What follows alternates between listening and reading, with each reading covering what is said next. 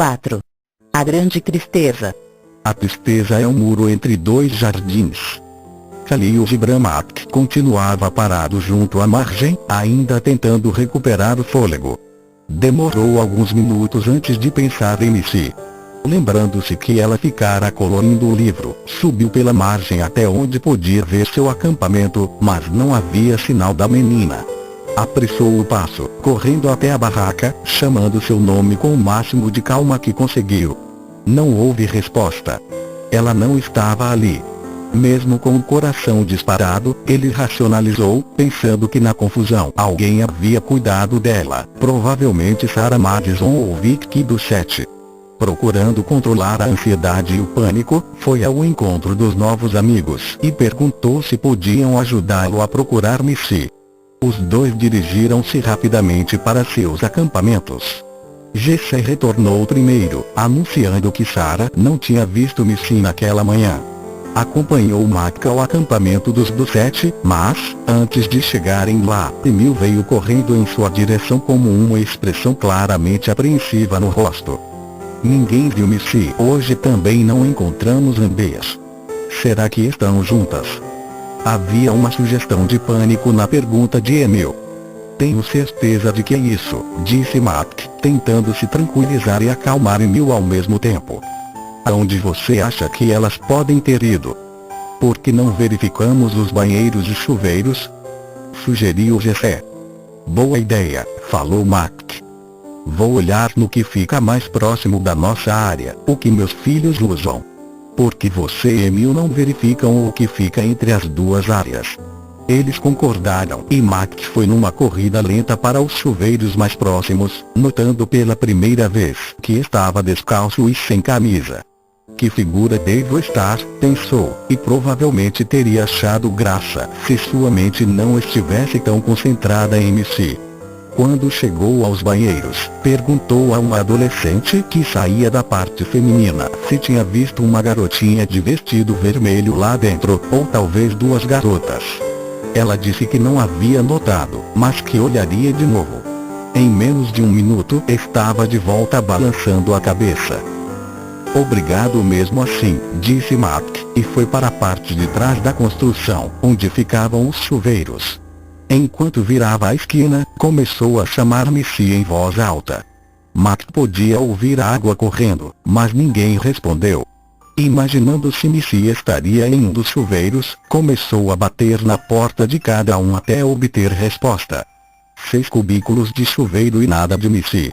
Verificou os do banheiro masculino, mas ela não se encontrava em lugar nenhum. Correu de volta na direção do acampamento de Emil, incapaz de rezar qualquer coisa, a não ser repetir meu Deus, me ajude a achá-la, meu Deus, por favor, me ajude a achá-la. Quando viu, Vicky correu ao seu encontro. Estivera tentando conter o choro, mas não conseguiu quando se abraçaram. De repente, Makki desejou desesperadamente que não estivesse ali.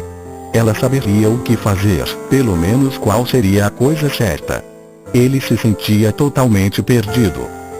Sarah levou Josh e Kat para o seu acampamento, portanto não se preocupe com eles, disse Vicky em meio aos soluços. Meu Deus, pensou Makki, percebendo que tinha esquecido completamente de seus outros 2 filhos. Que tipo de pai eu sou? Mesmo sentindo-se aliviado porque Sarah estava cuidando deles, desejou ainda mais intensamente que não estivesse ali. Nesse momento, Emil e Jesse apareceram, Emil aparentando alívio e Jesse parecendo tenso como uma corda esticada. Nós a encontramos, exclamou Emil, o rosto se iluminando e depois ficando sombrio ao perceber o que estava dizendo. Quero dizer, encontramos Amber. Ela voltou do banho que foi tomar em outro lugar, onde havia água quente. Disse que tinha falado com a mãe, mas Vicky provavelmente não escutou, sua voz parou no ar. Mas não encontramos Missy, acrescentou Jesse rapidamente, respondendo à pergunta mais importante. Amber também não a viu hoje. Emil, no auge da eficiência, assumiu o controle. Makki, temos de contatar as autoridades do camping imediatamente e botar todo mundo procurando Missy. Talvez, no meio da agitação, ela tenha se assustado e se confundido e simplesmente saiu andando e se perdeu, ou talvez estivesse tentando nos encontrar e caminhou na direção errada. Você tem uma foto dela? Talvez haja uma copiadora no escritório e poderíamos fazer algumas cópias para economizar tempo. E tenho uma foto na carteira. Mac enfiou a mão no bolso de trás e por um segundo entrou em pânico ao não encontrar nada ali. Achou que poderia estar no fundo do lago Valova, mas então lembrou que a deixara no carro depois da viagem de teleférico no dia anterior. Os três voltaram ao acampamento de Mac. Jesse correu na frente para avisar Sarah que Amber estava em segurança, mas que Missy não fora encontrada. Chegando ao acampamento, Mac abraçou Josh e Kat, tentando parecer calmo. Tirando a roupa molhada, vestiu uma camiseta e jeans, meias secas e um par de tênis. Sarah prometeu que ela e Vicky ficariam com seus filhos mais velhos e sussurrou que estava rezando por ele e Missy. Mac agradeceu dando-lhe um abraço rápido e depois de beijar os filhos, juntou-se aos outros dois homens que corriam para o escritório do camping. A notícia do resgate na água havia chegado à pequena sede e todos se mostravam animados. O clima mudou rapidamente quando souberam do desaparecimento de Missy. No escritório havia uma copiadora e Mac, depois de tirar várias cópias do retrato da filha, as distribuiu. O jovem subgerente, Jeremy Bellamy, ofereceu-se para ajudar na busca. Então eles dividiram o camping em 4 áreas e cada um saiu levando um mapa, a foto de Missy e um walkie-talkie. Era um trabalho lento e metódico, lento demais para Mark, mas ele sabia que esse era o modo mais lógico de encontrá-la se ainda estivesse no camping. Enquanto andava entre barracas e trailers, rezava e fazia promessas. Tinha consciência de que prometer coisas a Deus era idiota e irracional, mas não conseguia evitar. Estava desesperado para ter Missy de volta e sem dúvida Deus sabia onde ela se encontrava. Muitos campistas estavam acabando de arrumar suas bagagens para irem embora. Ninguém tinha visto Missy ou uma menina parecida com ela. A pequenos intervalos, cada grupo de busca entrava em contato com o escritório para saber se havia alguma novidade. Mas não houve qualquer notícia até quase 2 da tarde. Mac estava terminando de vasculhar sua área quando veio o chamado pelo walkie-talkie. Jeremy, que cobria a área mais perto da entrada, achou que encontrara algum indício. Foram todos ao seu encontro. Mac chegou por último e viu Emile. Jeremy ouvindo atentamente um rapaz desconhecido. Emile disse a Mac rapidamente o que ouvira e o apresentou ao rapaz. Seu nome era Virgil Thomas e ele estava acampado na área com alguns colegas desde o início do verão. Os outros dormiam pesadamente quando Virgil viu uma velha picape verde oliva saindo do camping e descendo na direção de Joseph. Mais ou menos a que horas? Perguntou Mac. Foi antes do meio-dia, mas não tenho certeza, porque estava de ressaca. Mostrando a foto de Missy para o rapaz, Mac perguntou de modo áspero. Você acha que viu essa menina? Quando o outro cara me mostrou essa foto antes, ela não me pareceu familiar, respondeu Virgil, olhando de novo. Mas então, quando ele disse que ela estava usando um vestido vermelho vivo, lembrei que a menininha na picape verde estava com um vestido dessa cor. Vi que ela estava rindo ou berrando, não dava para saber. E então tive a impressão de que o motorista lhe deu um tapa ou a empurrou para baixo, mas acho que ele também podia estar só brincando. Mac ficou paralisado. Apesar de assustadora, infelizmente essa informação era a única que até então fazia sentido. Explicava por que não haviam encontrado nenhum traço de Missy. Mas tudo dentro dele não queria que fosse verdade. Virou-se e começou a correr para o escritório, mas foi contido pela voz de Emile. Mac, para. Nós já falamos com o escritório pelo rádio e avisamos o xerife de Joseph. Eles vão mandar alguém para cá agora mesmo e estão emitindo um boletim de busca para a picape. Nesse momento 2 radiopatrulhas entraram no camping. A primeira foi direto para o escritório e a outra para a área onde os homens se encontravam. Mac correu ao encontro do policial, o rapaz de cerca de 30 anos, que se apresentou como Dalton e começou a ouvir as pessoas. Nas horas seguintes houve um movimento crescente de reação ao desaparecimento de Missy. Expediram uma ordem de busca, bloquearam a autoestrada e os guardas florestais da área foram avisados para ficarem atentos. Isolaram o acampamento dos Phillips com fitas, caracterizando como uma cena de crime, e todos nas imediações foram interrogados. Virgil forneceu o máximo de detalhes que pôde sobre a picape e os ocupantes e a descrição foi enviada a todos os órgãos policiais mais importantes. Os oficiais de campo do FBI em Portland, Seattle e Denver foram alertados. Nan estava a caminho, trazida de carro por sua melhor amiga, Marianne. Trouxeram cães rastreadores, mas as pistas de Missy terminavam no estacionamento próximo, aumentando a probabilidade de que a história de Virgil fosse verdadeira. Depois que os peritos examinaram minuciosamente o acampamento, o policial Dalton pediu que Mike entrasse de novo na área e observasse tudo com cuidado, em busca de algo diferente. Mac sentia-se tão desesperado para ajudar de alguma forma que, mesmo exausto, concentrou a mente na tentativa de lembrar-se de qualquer detalhe. Com cautela, refez seus passos. O que não daria em troca para ter a chance de recomeçar o dia desde o início. Mesmo queimando os dedos e derrubando de novo a massa de panqueca. Voltou-se novamente para a tarefa designada, mas nada parecia diferente do que recordava. Nada havia mudado. Chegou à mesa onde Missy estivera ocupada colorindo. O livro estava aberto na mesma página, com uma imagem inacabada da princesa índia da tribo Multnomah. Os lápis de cera também se encontravam lá, se bem que o vermelho, a cor predileta de Missy, estivesse faltando. Max começou a procurar no chão, onde ele poderia ter caído. Se está procurando o lápis de cera vermelho, nós o encontramos ali, perto da árvore, disse Dalton, apontando para o estacionamento. Ela provavelmente o largou enquanto estava lutando com. Sua voz se perdeu no ar. Como você sabe que ela estava lutando? O policial hesitou, mas depois falou, relutante. Encontramos um dos sapatos dela nos arbustos, para onde provavelmente foi chutado. Você não estava aqui na hora, por isso pedimos ao seu filho para identificá-lo. A imagem de sua filha lutando com algum monstro pervertido foi como um soco no estômago.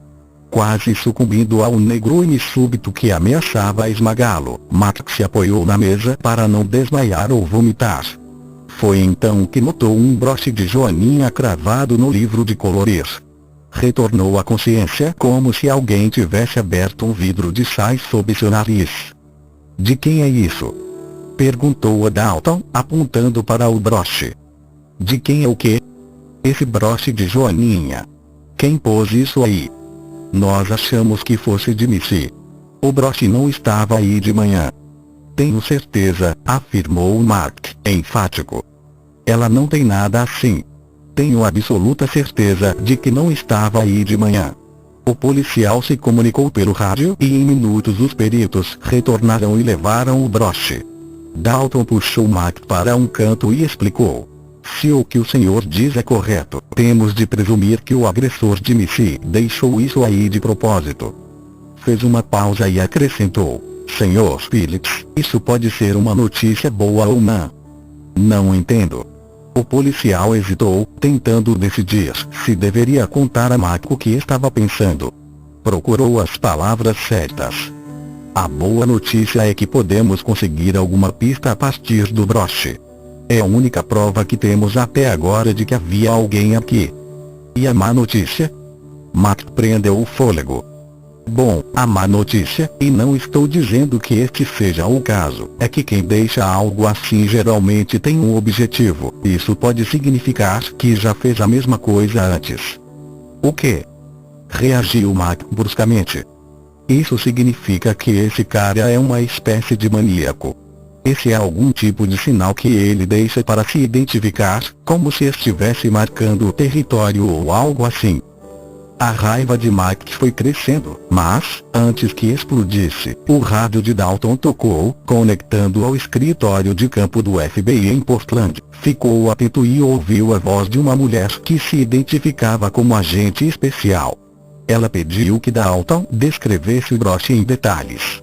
Mike acompanhou o policial até o lugar onde a equipe de polícia havia estabelecido sua base de operações. O broche estava dentro de um saco transparente, e de pé, atrás do grupo, ele ficou observando Dalton descrevê-lo. É um alfinete com uma joaninha que foi cravado atravessando algumas páginas de um livro de colorir. Por favor, descreva as cores e o número de pontos na joaninha, orientou a voz pelo rádio. Vejamos, disse Dalton, com os olhos quase grudados no saco. A joaninha tem uma cabeça preta. E o corpo é vermelho, com bordas pretas. Há 2 pontos pretos no lado esquerdo do corpo. Faz sentido? Perfeitamente. Por favor, continue, disse a voz com paciência. Do lado direito da joaninha há 3 pontos, de modo que são 5 ao todo. Houve uma pausa. Tem certeza de que são 5 pontos? Sim, senhora, são 5 pontos. Certo. Agora, policial Dalton, poderia virar o broche e dizer o que há na parte de baixo da joaninha? Dalton virou o saco plástico e olhou com cuidado. Há algo gravado embaixo, agente. Deixe-me ver. Parece uma espécie de número de modelo. 1C. K. 146, acho que é isso. É difícil ver através do saquinho. Houve silêncio do outro lado. Max sussurrou para Dalton. Pergunte a ela o que isso significa. O policial hesitou e depois obedeceu. Agente. Você está aí? Sim, estou. De repente a voz pareceu cansada e oca. Ei, Dalton, há algum lugar isolado onde você e eu possamos conversar? Max assentiu com ênfase e Dalton captou a mensagem. Espere um segundo. Pousou o saco com o broche e saiu da área, permitindo que Mike seguisse. Pronto, agora estou sozinho. Pode me dizer o que é?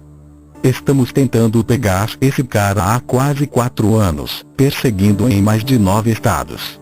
Recebeu o apelido de matador de meninas, mas nunca repassamos o detalhe da joaninha para ninguém, portanto mantenha isso em segredo. Acreditamos que ele seja responsável pelo sequestro e morte de pelo menos 4 crianças até agora, todas meninas, todas com menos de 10 anos. A cada vez ele acrescenta um ponto à joaninha, de modo que esta seria a de número 5. Ele sempre deixa os broches em algum lugar da área do sequestro. Todos têm o mesmo número de modelo, mas não conseguimos descobrir de onde eles vieram originalmente nem encontrar o corpo de nenhuma das 4 meninas, mas temos bons motivos para acreditar que nenhuma delas sobreviveu. Todos os crimes aconteceram em campings ou próximo de campings, perto de um parque estadual ou uma reserva. O criminoso parece se mover com habilidade em florestas e montanhas. Não nos deixou, em todos os casos, absolutamente nada além do broche. E o carro? Temos uma descrição bastante boa da picape verde em que ele fugiu. Ah, vocês provavelmente vão encontrá-la. Se for o nosso cara, ele deve tê-la roubado há 1 ou 2 dias, repintado, enchido de equipamento para caminhadas, e ela vai estar totalmente limpa. Enquanto ouvia a conversa de Dalton com a agente especial, Max sentiu o resto de esperança se esvair. Sentou-se frouxo no chão e enterrou o rosto nas mãos. Pela primeira vez desde o desaparecimento de Missy, permitiu-se considerar o alcance das possibilidades mais horrendas. Assim que isso começou, não parou mais. Imagens de coisas boas e terríveis misturadas num desfile apavorante. Algumas eram instantâneos abomináveis de tortura e dor, de monstros e demônios da escuridão mais profunda, com dedos de arame farpado e toques de navalha, de Missy gritando pelo pai e ninguém respondendo. Misturados com esses horrores havia lampejos de outras lembranças. A menina aprendendo a andar, com o rosto lambuzado de bolo de chocolate, fazendo caretinhas engraçadas. Sobrepunha-se a todas a imagem tão recente de Missy caindo no sono, aninhada no colo do pai. Imagens implacáveis. O que ele diria a Anna? Como isso podia ter acontecido? Deus, como isso podia ter acontecido? Algumas horas depois, Mac e seus 2 filhos foram de carro para o hotel, em Joseph. Os proprietários haviam lhe oferecido um quarto, enquanto ele arrumava sua bagagem. A exaustão e o desespero começaram a dominá-lo. O policial Dalton levara seus filhos a uma lanchonete. Agora, sentado na beira da cama, Mac dava vazão a todo o seu sofrimento. Soluços e gemidos de rasgar a alma saíam do âmago de seu ser, e foi assim que não o encontrou. 2 seres feridos que se abraçaram e choraram desconsoladamente. Naquela noite, Mac dormiu aos sobressaltos, pois as imagens continuavam a golpeá-lo como ondas implacáveis contra um litoral rochoso. Pouco antes do nascer do sol, por fim desistiu. Vivera em um só dia anos de emoções e agora sentia-se entorpecido, à deriva no mundo subitamente sem significado. Depois de protestos consideráveis de Nan, concordaram que seria melhor ela ir para casa com Josh e Kat. Mac ficaria para ajudar como pudesse. Simplesmente não conseguiria ir embora, pensando que Missy talvez estivesse por perto, precisando dele. A notícia se espalhara rapidamente e amigos começaram a chegar para ajudá-lo. Criou-se uma forte rede de solidariedade, todos os conhecidos rezando para que Missy fosse encontrada. GC e Sarah, Emil e Vicky permaneceram o tempo todo desdobrando-se em cuidados. Repórteres com seus fotógrafos começaram a aparecer durante a manhã. Mac não queria enfrentá-los, mas acabou respondendo as perguntas na esperança de que a divulgação pudesse ajudar na busca. Quando ficou evidente que a necessidade de ajuda estava diminuindo, os Madison desmontaram seu acampamento e vieram despedir-se. Choraram muito, abraçaram-se longamente e colocaram-se à disposição para o que fosse necessário. Vicky do 7 também partiu, mas Emil permaneceu para dar apoio a Mac. Em meio a toda a tristeza, Kat manteve-se firme, enviando e recebendo e-mails para que se mantivessem em comunicação permanente. Ao meio-dia todas as famílias estavam na estrada. Marianne levou Nan e as crianças para casa, onde os parentes estariam esperando. Mac e Emil foram com o policial Dalton, que passaram a chamar de Tommy, para Joseph, onde se dirigiram à delegacia. Agora vinha a parte mais difícil. A espera. Mac sentia que estava andando em câmara lenta dentro do olho de um furacão. O grupo do FBI chegou no meio da tarde e logo ficou claro que a pessoa encarregada era a agente especial Vikovsky, uma mulher pequena e magra cheia de energia, de quem Mac gostou no mesmo instante. Ela permitiu que ele participasse de todas as providências e informes. Depois de estabelecer o centro de comando no hotel, o FBI pediu a Mac uma entrevista formal. A agente Vikovsky levantou-se de trás da mesa onde estava trabalhando e estendeu a mão. Quando Mac ia apertá-la, a agente envolveu as mãos dele com as suas e sorriu afetuosamente. Sr. Phillips, peço desculpas por não lhe ter dado até agora a atenção que merece. Estamos vivendo uma turbulência, estabelecendo comunicações com todas as agências policiais envolvidas na tentativa de resgatar Missy. Lamento muito que tenhamos nos conhecido nessas circunstâncias. Mac suspirou fundo. Por favor, me chame de Mac. Bem, então me chame de Sam, que é a forma abreviada de Samantha. Mac relaxou um pouco na cadeira, vendo-a examinar rapidamente algumas pastas cheias de papéis.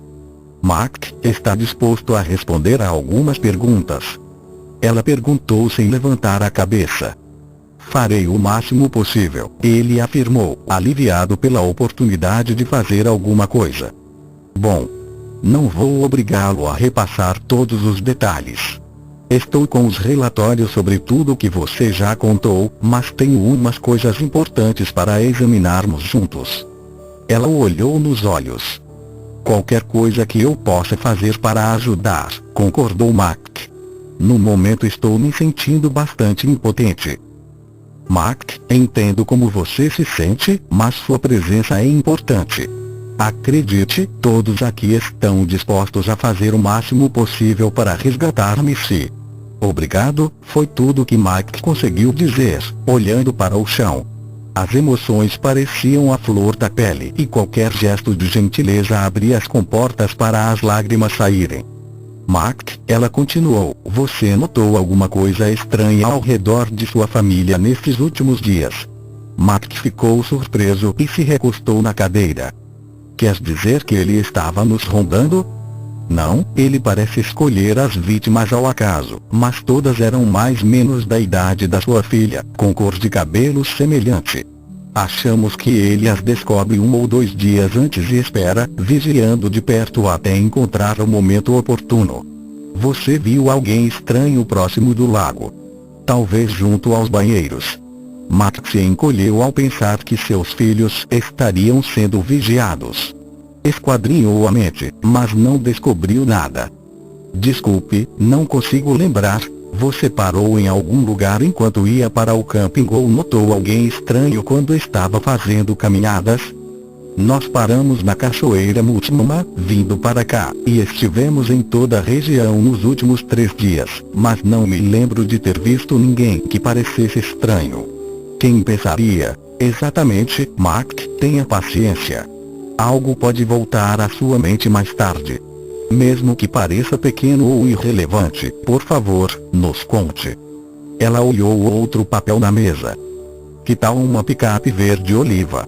Você notou algo assim enquanto estava por aqui? Matt revirou a memória. Realmente não me lembro de ter visto nada do tipo. A agente especial Vikovsky continuou a interrogar Matt durante os 15 minutos seguintes, mas não conseguiu despertar a memória dele o suficiente para descobrir algo útil. Por fim, fechou o caderno e se levantou estendendo a mão. Mark, mais uma vez, lamento o que aconteceu com Missy. Se descobrirmos alguma coisa, eu informarei imediatamente. Às 5 da tarde finalmente chegou o primeiro informe promissor e a agente Vikovsky colocou Mark imediatamente a par. 2 casais haviam passado por uma picape verde oliva que correspondia à descrição do veículo que estavam procurando. Eles estavam em um trecho estreito da estrada e tiveram que dar marcha ré até um lugar mais largo para permitir a passagem da picape. Notaram que na carroceria havia várias latas de gasolina, além de uma boa quantidade de material de acampamento. Estranharam que o motorista tivesse se curvado na direção do carona, como se procurasse alguma coisa no chão, e estivesse usando um casaco pesado num dia tão quente. Acharam graça daquilo e seguiram em frente. Quando essa notícia chegou, a tensão aumentou na delegacia. Tudo haviam descoberto até agora se encaixava no modo de agir do matador de meninas, e Matt foi informado. Com a noite se aproximando rapidamente, iniciou-se uma discussão sobre a melhor alternativa: fazer uma perseguição imediata ou esperar até a manhã seguinte logo ao nascer do dia. Todos pareciam profundamente afetados com a situação. De pé nos fundos da sala, Matt ouvia com impaciência a discussão, aflito para que se tomasse logo uma providência. Seu desejo era chamar Tommy e ir pessoalmente atrás do assassino. Era como se cada minuto contasse depois de um tempo que pareceu excessivamente longo para Mark. Todos concordaram em dar início à perseguição. Mark ligou rapidamente para falar com Nan e partiu com Tommy. Agora só lhe restava rezar. Santo Deus, por favor, por favor, por favor, cuide da minha Missy, proteja-a, não deixe que nada de mal lhe aconteça. Lágrimas desciam por seu rosto e molhavam a camisa. Por volta das 7 horas, o comboio de radiopatrulhas, utilitários do picapes com cães e alguns veículos da guarda florestal seguiu pela autoestrada até entrar na reserva. Matt ficou satisfeito por viajar com alguém que conhecia a área. As estradas, com frequentes curvas estreitas beirando precipícios, ficavam ainda mais traiçoeiras na escuridão da noite. A velocidade foi diminuindo até parecer que estavam se arrastando. Por fim, passaram pelo ponto onde a picape verde tinha sido vista pela última vez e 1,5 km depois chegaram a uma bifurcação. Ali, como fora planejado, a caravana se dividiu em duas, com um pequeno grupo indo para o norte com a agente especial Vikovsky e os demais, inclusive Mark, Emil e Tommy, indo na direção sudeste. Alguns quilômetros difíceis. Mais tarde esse grupo se dividiu outra vez, e nesse ponto os esforços de busca ficaram ainda mais lentos. Agora os rastreadores estavam a pé, apoiados por luzes fortes, enquanto procuravam sinais de atividade recente nas estradas. Quase 2 horas mais tarde, Tommy recebeu um chamado de Vikovsky. A cerca de 15 quilômetros da bifurcação onde tinham se separado, uma estrada antiga e sem nome saía da principal. Era praticamente impossível de se ver no escuro e cheia de buracos. Eles a teriam ignorado se a luz de um dos rastreadores não tivesse se refletido numa calota de veículo. Debaixo do pó da estrada havia manchas de tinta verde. A calota provavelmente fora perdida quando a picape passou por um dos muitos buracos enormes do caminho. O grupo de Tommy voltou imediatamente. O coração de Mark batia aceleradamente com um começo de esperança. Talvez, por algum milagre, Missy ainda estivesse viva. 20 minutos depois, outra ligação de Vikovsky informava que haviam encontrado a picape debaixo de uma engenhosa armação de galhos e arbustos. A equipe de Mark levou quase 3 horas para alcançar a primeira equipe. Nesse ponto, tudo estava acabado. Os cães haviam descoberto uma trilha de caça que descia por cerca de 1,5 km até um pequeno vale oculto. Ali encontraram uma cabana em ruínas à beira de um lago límpido alimentado por um riacho cascateante. Cerca de um século antes aquilo fora provavelmente a casa de um colono, mas desde então provavelmente servia só como abrigo para algum caçador ocasional. Quando Mark e seus amigos chegaram, o céu estava começando a clarear. Um acampamento base fora montado a certa distância da pequena cabana para preservar a cena do crime. Todos se reuniram e começaram a planejar a estratégia do dia. A agente especial Samantha Vikovsky estava sentada diante de uma mesa dobrável examinando mapas quando Mark apareceu. Seus olhos expressavam tristeza e ternura, mas suas palavras foram totalmente profissionais. Mark, nós encontramos uma coisa, mas não é boa. Ele procurou as palavras certas. Encontraram Missy. Ele temia terrivelmente a resposta, mas estava desesperado para ouvi-la. Não encontramos. Sam parou e começou a se levantar. Mas preciso que você identifique uma coisa que encontramos na cabana. Preciso saber se ela se conteve, mas já falara no passado. Quero dizer, se é dela. Sentiu que sua represa interna estava prestes a arrebentar. Vamos ver isso agora, murmurou baixinho. Quero resolver logo. Mark sentiu Emil e Tommy segurando seus braços enquanto seguiam o agente especial pelo curto caminho até a cabana. 3 homens adultos de braços dados numa solidariedade especial, andando juntos em direção ao seu pior pesadelo. Um membro da equipe de perícia abriu a porta da cabana para deixá-los entrar. Refletores alimentados por um gerador iluminavam cada parte da sala. Havia prateleiras nas paredes, uma mesa velha, cadeiras e um sofá. Mark viu imediatamente o que viera a identificar. Virando-se, desmoronou nos braços dos 2 amigos e começou a chorar incontrolavelmente. No chão, perto da lareira, estava o vestido de Missy, rasgado e encharcado de sangue. Para Mark, os dias e semanas seguintes se tornaram um borrão de vistas que entorpeciam as emoções.